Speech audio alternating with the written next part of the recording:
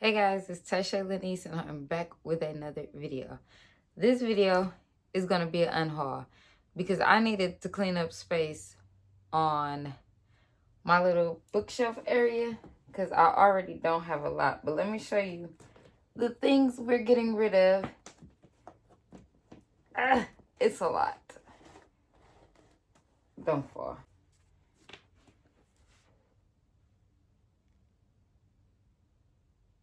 Yeah, we're getting rid of these. So if you guys would like to see what I'm getting rid of, then keep on watching. This is in no particular order, and I'm just giving just minor reason. Some may not have a reason for real, but here we go. This is Frenemies with Benefits by Cynthia Williams. Love the cover. This was basically about a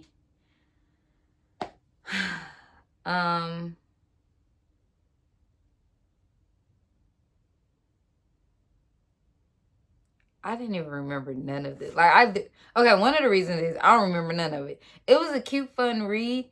Like, I would recommend it if you want, like, a fast-paced read or something like that. But, yeah, nothing for me to keep. I guess I could tell you a little bit. For a place that just won an award for Best Small Town, Peachtree Cove sure has a big rumor mill. And Tracy Thompson is tired of being at the center of it. She's worked hard to make her bed and breakfast a success, only to have her soon-to-be ex very public affair with her business partner result in a shocking pregnancy and the biggest scandal around. If the whole town is going to talk no matter what she does, maybe it's time that Tracy stop trying to be perfect. Maybe she should start doing things for herself, like having a little fun.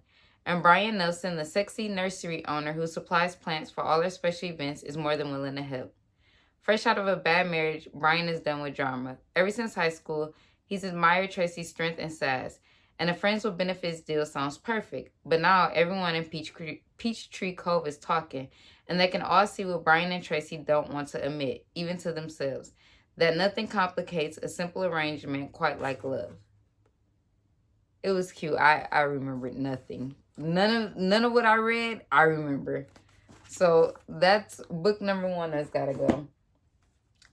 Now, I did enjoy this one. I don't know. I'm kind of torn. I read most of it on audiobook, and the audiobook was pretty good. I try to take out the tabs if I'm giving it to like a Goodwill, but I read most of it on audiobook, and it was a cute little read. This is basically about a wedding event planner who, I do remember details of this, a wedding event planner who like made a big mistake and people didn't want to do business with her anymore. She don't got no money for no rent. She need a place to stay. Her ex got a new person. They done moved on. She done ran into him at the coffee shop. And now she need to prove to him, like, oh, I'm not alone harboring over you. So she bumps into, I did forget the names. So her name is Amir and Vincent. She bumped into Vincent earlier, like that morning or something like that, and spilled coffee on him or something to that nature. And they kind of got into it. She went back to the coffee shop, and the ex-boyfriend is there with his new girl, and she convinces the ex-boyfriend that Vincent is her boyfriend. He goes along with it, but he like, I need something from you. So I need you. I just want to make sure it's not a spoiler. Okay, it's not a spoiler. He said you can live with me and all of that. But I need you to be my girlfriend in front of my family for 3 months, you know? And you can stay in my house rent-free. And then when I go on my mission, we could part ways. So this is cute.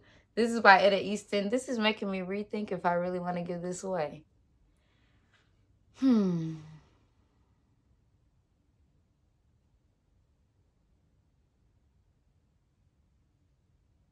Oh, I got to. It's cute, but yeah. Falling Like Leaves. Dang, I forgot I had stuff in the cover. That'd be so funny. I'd be writing in it like a little thing, and then I only had Anyway, Falling Like Leaves by Misty Wilson. This was cute. It's a YA. It was a cute cover. Love the spray edges. Probably never gonna read it again though. But it was a cute, fast read to get through. It basically was about Elliot, her senior year. She basically wants to be like her dad, a business something or another. What does she want to be?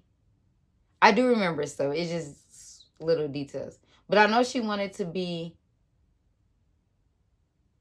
like her father. Like she wanted to, he was not a business partner, and she wanted that and working towards scholarships. Like she had her whole plan. And her mother and her father separated, and her mom like, we going back to my hometown, Connecticut. That's where we're going your senior year. We about to ruffle things up. And then Cooper Barnett, which she used to be best friends with. So this is kind of like a best friends, enemies to lovers. They used to be best friends. But he wants nothing to do with Ellis. And then there's the Falling Leaves Festival, a month-long tourist attraction run by Elliot's aunt, celebrating everything autumn. The festival seems nice and all, but Elliot doesn't have time to be roped into her aunt's enthusiastic planning. Dragged to each event, she can't stop bumping into Cooper, the one person she's hoping to avoid. But the longer she stays in Bramble Falls, the harder it is to pretend she's not falling for this town and the people in it. As a return to Manhattan gets pushed further and further out, Ellis is forced to confront exactly what she wants for her future and what that means for her presence. Again, cute little read, stunning cover. Like, it gives all the fall cozy vibes. Please pick this up. But I'm probably never going to read it again.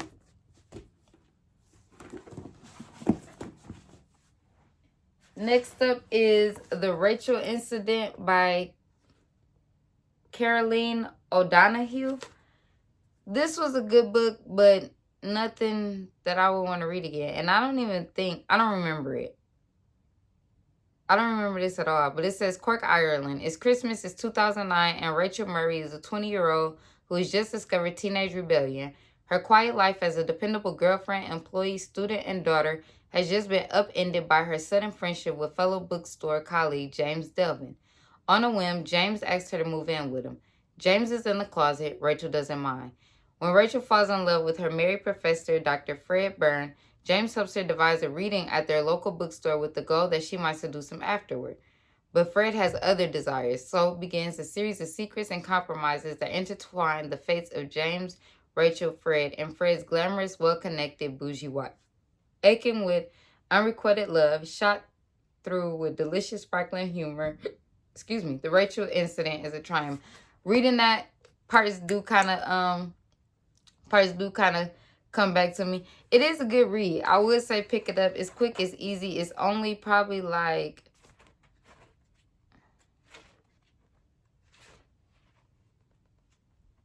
it's under 300 pages. So I'll say read it. It does have some twisted turns and some like, some shocking plot twists. But yeah, never going to read it again. Oh my God. Devon and Chris plan a wedding. Me and my sister both got this, and we were kind of buddy reading it, kind of not. I did not like this. First of all, they were contestants on a TV show to be married, and like it was something random. First of all, it was fake dating. So they had to like go to each other's family, fake date, plan a wedding in order to win some money. But like the instant lovey was so, and it's queer. The instant lovey, mind you, I didn't have a problem that it was queer. My problem was the instant love, and it was like so attached. It just seemed unrealistic. Donovan and Chris have 6 weeks to plan their dream wedding. Their whole relationship is fake. Instant I do could be Chris Zavala's big break. She's right on the cusp of really making it as an influencer. So a stint on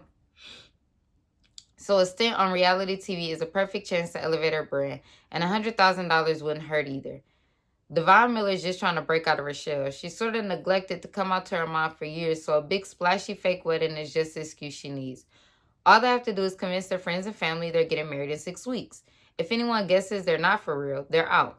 Selling their chemistry on camera is surprisingly easy and is still there when no one else is watching, which is an unexpected bonus. Winning this competition is going to be a piece of wedding cake. But each week of the competition brings new challenges, and soon the prize money is not the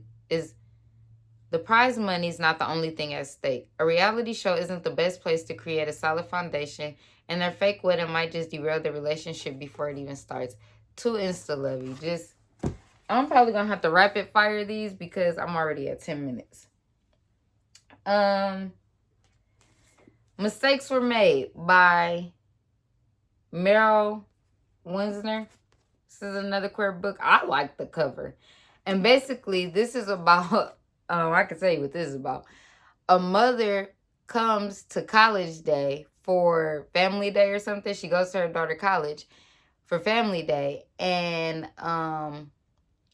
she goes to the bar, like this one little bar outside of the college, to wind down or whatever. Her daughter's roommate is at this same bar and they have a one-night stand. Do with that information as you will. It wasn't bad. It was given probably a 3-point-ish, but I know I won't read it again. Some things we just gotta let go. But did like it. It had a nice pace. Cover is cool. Yeah. Jasmine Guillory, Drunk on Love. Do know what this is about. My problem with this was it could have been shorter. How many pages was it? 380. Could have been shorter. Basically, let me get a gist. I know a majority of it was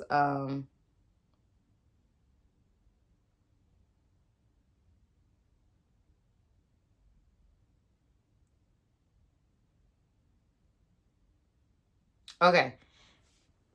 Margaret is running a winery with her brother. She feel like it's a lot of pressure. She goes to the bar, ends up having a one-night stand with this guy. This guy comes in and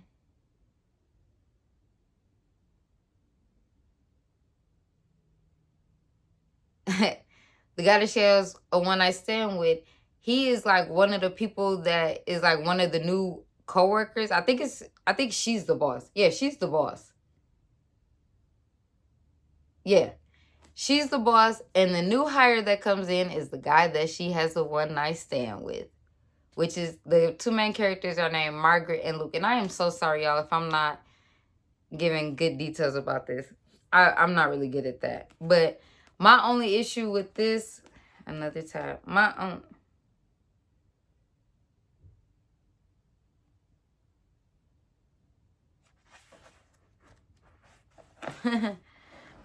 sorry, I was reading the tab.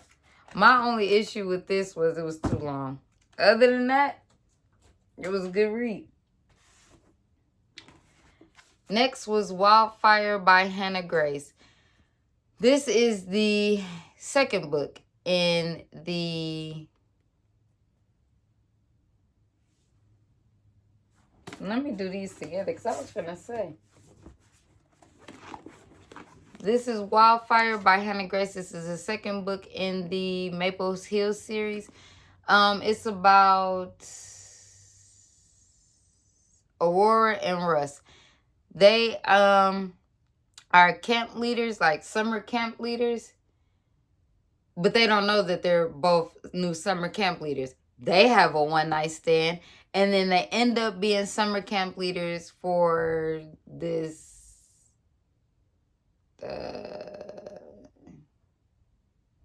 they're summer camp counselors. So yeah, the last 3 books is just one-night stands. But yeah, it was cute. It was... Icebreaker is my favorite. So do with that information as you will. A lot of people like this one, though. A lot of people like this one better than Icebreaker. I don't know. I was a fan of Icebreaker. Daydream. The book that everybody was waiting for. Not me precisely. But when this came out, I know a lot of people's like, oh my God, this is who I've been waiting for. What's his name? Henry. Don't even remember Henry and Icebreaker. But this is Henry and Holly. Yeah. Holly is smart. Henry's on the hockey team. Henry needs a tutor, and Holly is the tutor. Do with that information as you will. It kind of dragged a little bit for me. It was, yeah. Yeah. Miss V's Hot Girl Summer. The cover is stunning. This is by A.H. Cunningham. I believe I read another book of A.H. Cunningham's, but I think I'm keeping it, obviously. This is basically about a woman who has 2 sons, and her dating life just, she has none. And I think her son's tired of her not having a dating life. So she goes on a cruise in Trinidad or something. No, her name is Trinidad. That's funny. Basically, her sons trick her into going on this Caribbean cruise, and then they trick, like they coach or tutor or something, going on there with her. But he's younger than her. So it's given how Stella got her groove back. It was cute. It was fast paced. It was easy. It was under 300 pages. So, good read. Love the cover, but I can't keep you just because your cover is cute. I'm going to do these 2 books together because I know nothing about either one. This is All I Want for Christmas by Maggie Knox and In the Holidays by Christina Lauren. 2 books that I've heard good things about, but they have been on my shelf for 2.5 years. So, with that being said, if 2 Christmases pass and I ain't read it, I ain't reading it. Colleen Hoover, It Ends With Us. Good book. Kind of really only bought it because the movie had just came out, so I sped read it so I could go see the movie. I wanted to finish it before I seen the movie. And yeah, not worth keeping. Not that it was bad, but just... B.A. Paris, Behind Closed Doors. There is a family. This is about a family. Their names are Jack and Grace. They have dinner parties. They have all these good things. Everything is perfect. The dinners are perfect. The kids look perfect. Everything is picture perfect. But behind closed doors, something isn't right. Leave you with that. It is like a suspense. It says The Perfect Marriage or The Perfect Lie.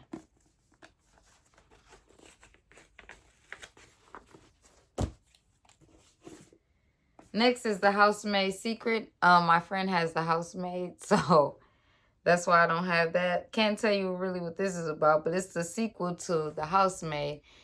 And it's a good book. I would always choose The Housemaid, the original. The first one over this. So that's why this is by Frida McFadden. And I also heard that there is a movie coming out for this one specifically. Next up is The Do-Over by Lynn Painter. I actually read this in a day, on Valentine's Day, actually, I believe. This is just a cute little novel. This is basically about a girl who's having a Groundhog Day. She's living the same day over and over and over and over. And I believe it is Valentine's Day that she's living over. Yes. And each time she figures out something a little different. Each time she relives the day. It's a cute little YA movie. I do want to read Better Than the Movies. Or did I read Better Than the Movies? It's one after this. Yeah, I think it's one after this. I do want to read it, but I probably won't keep it. So I'll probably check it out at the library. And then next is Almost There by Farah Rakan. This is like a retelling. What is it? A twisted tale of Princess and the Frog. So this is basically what would happen if she did the opposite of what she did in the movie. It was a cute, fun read. I love a good twisted tale. The cover is beautiful. What the inside look like? Oh, nothing at all. Cute little cover, but I believe somebody else will enjoy it. 20 minutes. So, those were all the books that I read. I don't even know if I could hold that stack up again. Let me see. I'm going to try to hold some of them. I'll do that in a minute. But those are all the books that I am unhauling. If you guys enjoyed this video, make sure you give it a thumbs up. Don't forget to comment and please subscribe. Let me know, are you a hoarder? Do you hoard books or do you get rid of them? Let me know down in the comment section. I do talk back, and I will see you guys in my next video. Bye. Unexpected.